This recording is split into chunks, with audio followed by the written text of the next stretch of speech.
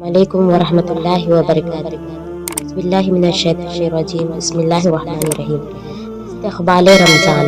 آئیے نبی کریم صلی اللہ علیہ وسلم نے صحابہ کو کس طرح استقبال رمضان کی خوشخبریاں سنائی، اور یہی خوشخبریاں ہم سب کے لیے ہے کیونکہ ہم امت محمدیہ ہے الحمدللہ۔ میں آپ کو ایک مشہور حدیث سنانا چاہتی ہوں کہ بھی ماہ رمضان کا بابرکت مہینہ آنے ہی والا تھا کہ ایک روز پیارے نبی کریم صلی اللہ علیہ وسلم مسجد نبوی کے منبر پر کھڑے ہو کر خوشخبری دی کہ اس ماہ مبارک سے زیادہ فیضاب ہو سکے۔ آپ صلی اللہ علیہ وسلم نے تنبیہ فرماتے ہوئے کہا، اے لوگوں، تم پر ایک بہت ہی عظیم اور بابرکت مہینہ سایہ فکن ہونے والا ہے۔ اس میں ایسی رات ہے جو 1000 راتوں سے افضل ہے۔ اسی دن اللہ تعالیٰ نے روزہ فرض کیا ہے اور اسی رات میں قیام کو نفل قرار دیا ہے۔ اس مہینے میں ایسی کسی نفلی عبادت کو دوسرے مہینوں میں فرض ادا کرنے کے برابر ثواب ملے گا، اور جس نے کوئی فریضہ ادا کیا تو اسے 70 فرض کا اجر ملے گا۔ یہ صبر کا مہینہ ہے اور صبر کا ثواب جنت ہے۔ یہ غمخوری کا مہینہ ہے۔ یہ ایسا مہینہ ہے جس میں مومن کے رزق میں وسعت کر دی جاتی ہے۔ اس ماہ میں جس کسی نے روزے دار کو افطار کروایا تو اس کے سارے گناہ کو معاف کر دیے جائیں گے، اور جہنم سے اس کی گردن کو آزاد کر دی جائے گی، اور اس کو بھی روزے دار کے برابر ثواب ملے گا، اور روزے دار کو بھی اس کے اجر میں کوئی کمی نہیں کی جائے گی۔ تو صحابہ نے نبی کریم صلی اللہ علیہ وسلم سے کہا، اے اللہ کے رسول، ہم میں سے کوئی شخص بھی اس کی وسعت نہیں رکھتا وہ کسی روزے دار کو افطار کروا سکے۔ اللہ اکبر۔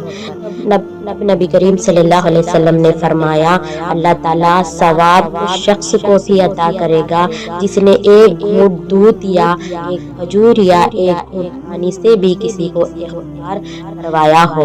جس نے روزے دار کو شگم سیر کر دیا تو اسے اللہ تعالیٰ حوض کوثر کا پانی پلائے گا، جس کے بعد وہ اس وقت تک پیاس نہ لگے گی جب تک کہ وہ جنت میں داخل نہ ہو جائے گا۔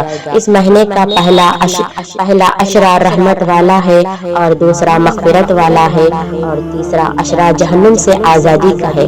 اور اس مہینے میں جس نے اپنے غلام سے خدمت لینے میں نرمی برتی تو اللہ تعالیٰ اس کی بھی مغفرت کرے گا اور اسے جہنم سے آزاد کرے گا۔